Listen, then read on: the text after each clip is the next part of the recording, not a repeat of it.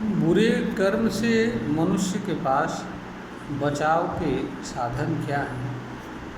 आज इस विषय वस्तु पर हम अपने ज्ञान और अनुभव को साझा करने का प्रयास करेंगे। इस विषय पर सर्वप्रथम बुरे कर्म को समझ लेना आवश्यक है। बुरे कर्म का अर्थ ऐसे कर्म से होता है जिसको करने से मनुष्य को स्वयं और दूसरों को पीड़ा और तकलीफ होता है।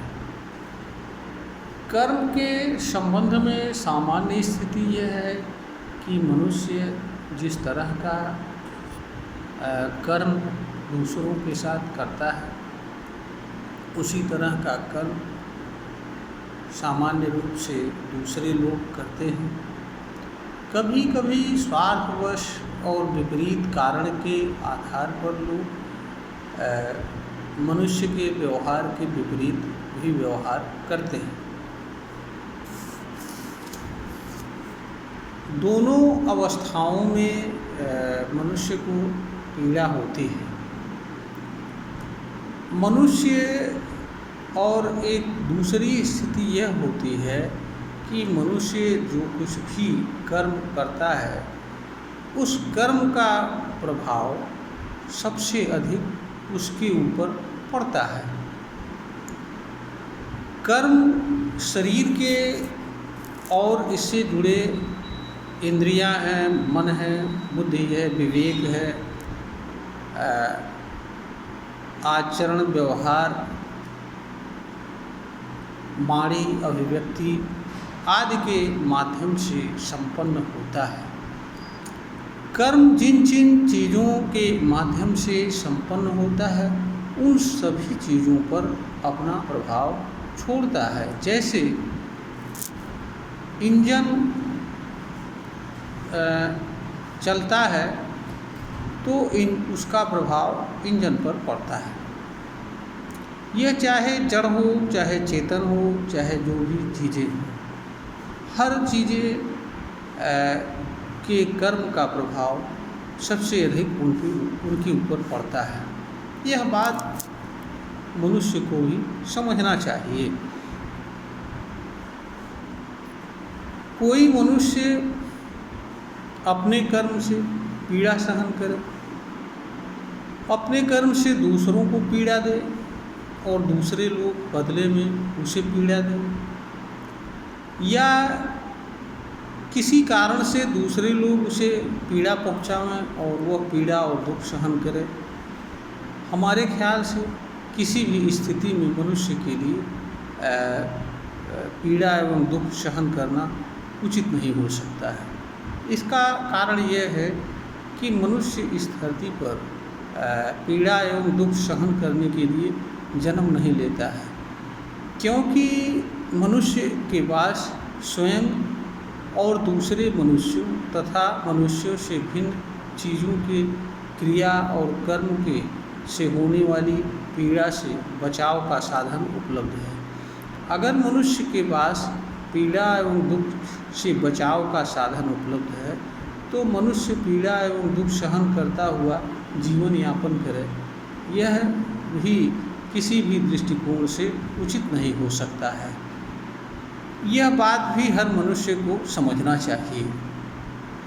इसके उपरांत हर मनुष्य को यह समझना चाहिए कि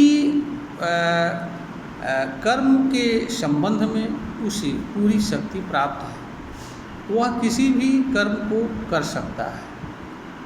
इसके अतिरिक्त मनुष्य किसी कर्म को किसी भी तरीके से कर सकता है। मनुष्य कर्म को दो तरीके से कर सकता है। एक मनुष्य निष्काम भाव से कर्म करे और दूसरा कामनाओं से युक्त रहते हुए कर्म करे।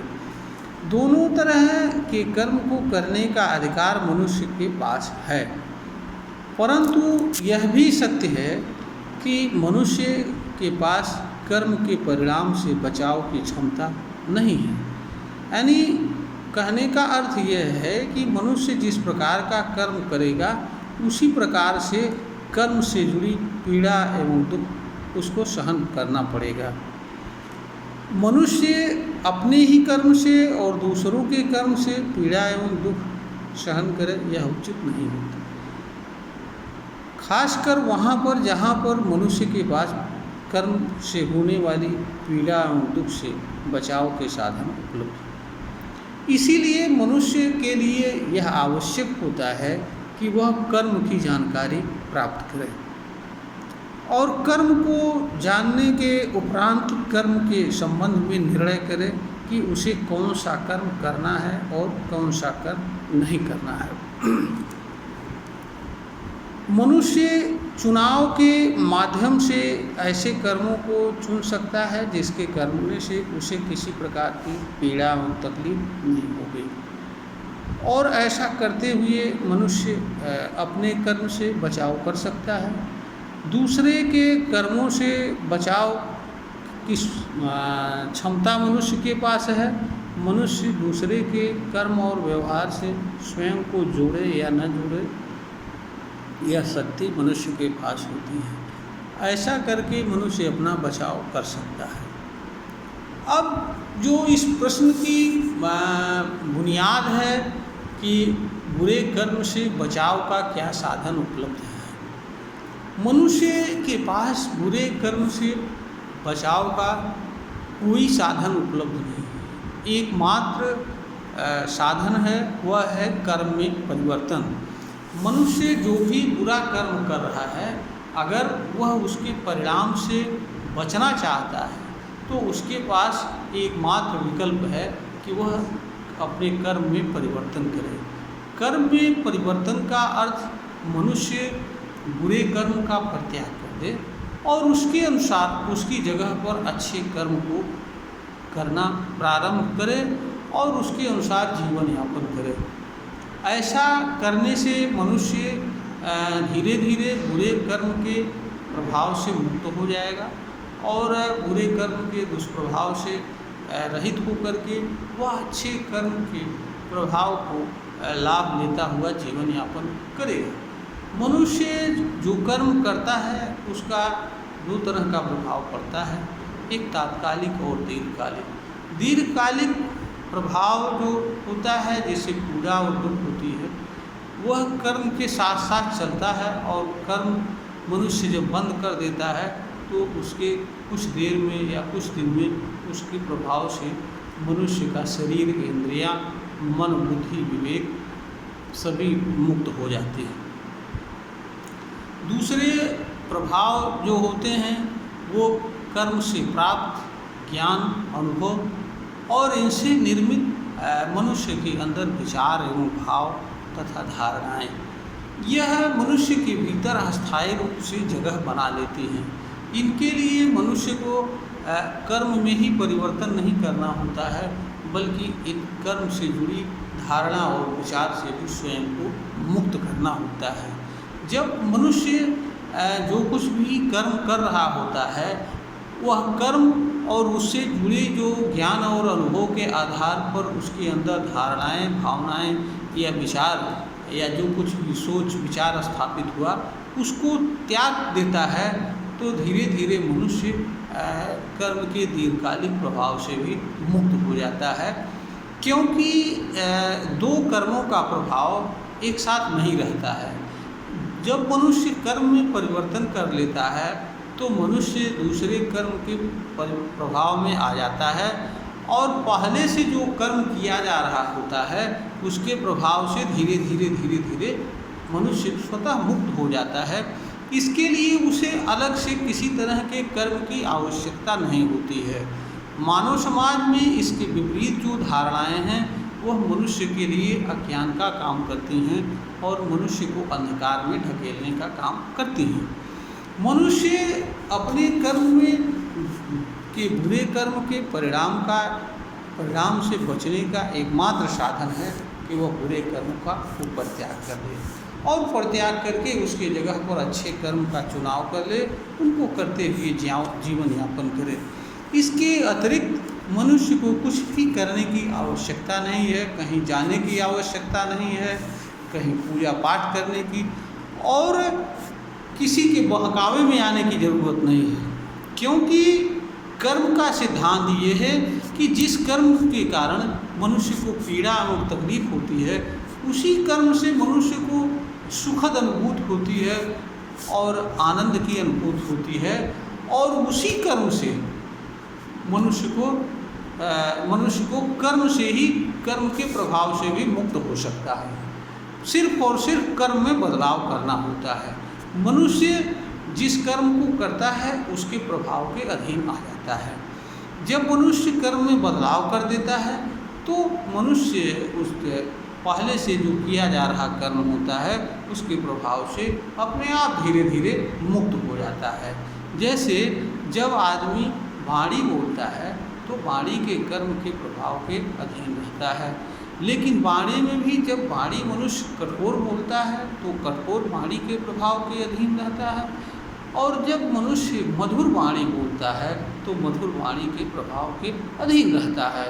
इसी तरीके से जब मनुष्य धीरे धीरे चलता है तो धीरे धीरे चलने के प्रभाव के अधीन रहता है। जब मनुष्य दौड़ता है तो उसके दौड़ने का प्रभाव उसके ऊपर पड़ता है। ऐसे ही हर कर्मों के बारे में मनुष्य को समझना चाहिए। मनुष्य के जिस कर्म को जब करता है उस कर्म के प्रभाव के अधीन आ जाता है।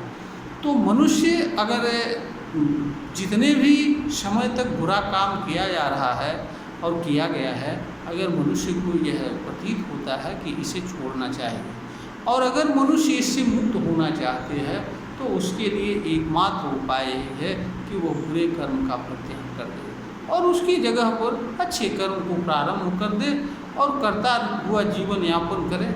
वह कुछ दिन में अपने आप बुरे कर्म के प्रभाव, परिणाम, विचार भाव सभी से मुक्त हो जाएगा और वह इसके बुरे कर्मों के प्रभाव से मुक्त होकर के जीवन यापन करेगा। इसके अतिरिक्त मनुष्य को कुछ अलग से करने की आवश्यकता नहीं है। यह एक सच्चाई है, क्योंकि वही पानी है।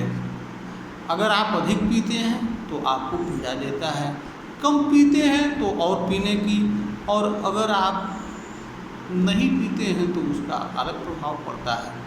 और ज़्यादा, और अगर आप जितना पीना चाहिए तो उतना अगर पीते हैं तो आपका स्वास्थ्य सही रहता है। तो पानी तो हर अवस्था में पानी ही रहता है, लेकिन पानी नहीं पीने का प्रभाव अलग होता है, पानी अधिक पीने का प्रभाव अधिक होता है, पानी कम पीने का प्रभाव अधिक अलग होता है, और पानी जितनी मात्रा में पीना चाहिए उसका प्रभाव अलग होता है। ऐसे ही मनुष्य को कर्म के बारे में समझना चाहिए। मनुष्य के अलग अलग कर्म अलग अलग परिणाम और प्रभाव मनुष्य के ऊपर छोड़ते हैं। मनुष्य अगर किसी कर्म के प्रभाव से मुक्त होना चाहता है तो उसके लिए यह आवश्यक होता है कि वह इस कर्म के प्रभाव को मिटाने के लिए कोई कर्म करे, इसके बजाय वह उस कर्म का परित्याग कर दे। दो चीज़ें होती हैं। ज़्यादातर लोग बुरे कर्मों के संबंध में यह चाहते हैं कि बुरा कर्म करते हुए बुरे कर्म से लाभ लेते रहें और कोई दूसरा कर्म करके इस बुरे कर्म के परिणाम को मिटा दें, ताकि हमें एक तरफ बुरे कर्म या गलत कर्म का लाभ मिलता रहे और दूसरी तरफ हमको इसके प्रभाव से भी छुटकारा मिलता रहे। ये संभव नहीं होता है, क्योंकि हर कर्मों का प्रभाव परिणाम मनुष्य को भोगना पड़ता है। इससे किसी को बचाव की क्षमता नहीं होती है।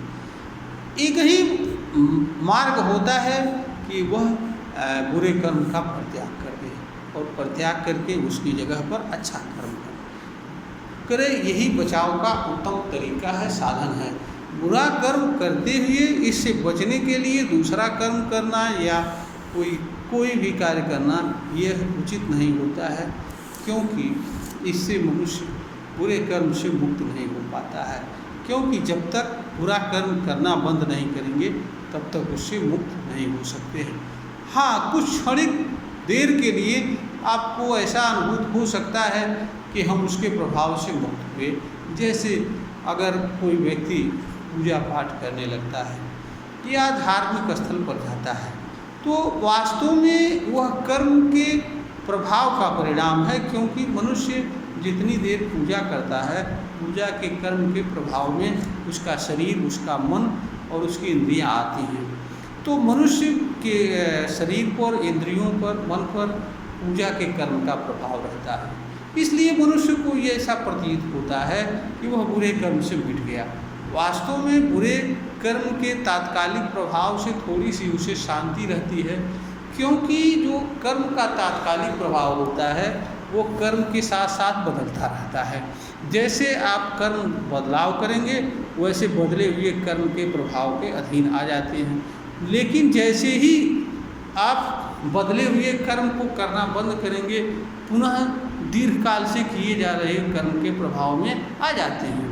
ऐसा हर कोई समझ सकता है कि जितनी देर वह पूजा करता है, उसके उपरांत जैसे ही वह पूजा बंद करता है, वह पहले से वाले किए जाने वाले कर्म के प्रभाव में तुरंत आ जाता है।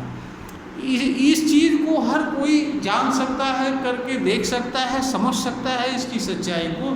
इसके लिए उसे कहीं जाने की ज़रूरत नहीं है। लेकिन अगर वास्तव में कोई चाहता है कि वह बुरे कर्म के परिणाम से हमेशा हमेशा के लिए मुक्त हो जाए, तो उसे बुरे कर्म का परित्याग करके उसकी जगह पर अच्छे कर्म को करते हुए जीवन यापन करना चाहिए। कर्म का परिवर्तन ही कर्म के दुष्प्रभाव से बचने का एकमात्र माध्यम है। इसके अतिरिक्त और कोई माध्यम कर्म के सिद्धांत में नहीं है। जो लोग इसे नहीं समझना चाहते हैं वे जीवन भर अंधकार में जीते हैं और कर्म से जुड़ी पीड़ा एवं दुख को सहन करते हुए जीवन यापन करते हैं। स्वयं भी दुखी रहते हैं, दूसरों के दुख का कारण मुफ्त में बनते हैं। ये वीडियो ज्ञानवर्धन हेतु बनाई गई है, प्रेषित की जा रही है। अगर श्रोता को ज्ञानवर्धन के योग्य प्रतीत हो तो इसे लाइक करें, शेयर करें और सब्सक्राइब करें।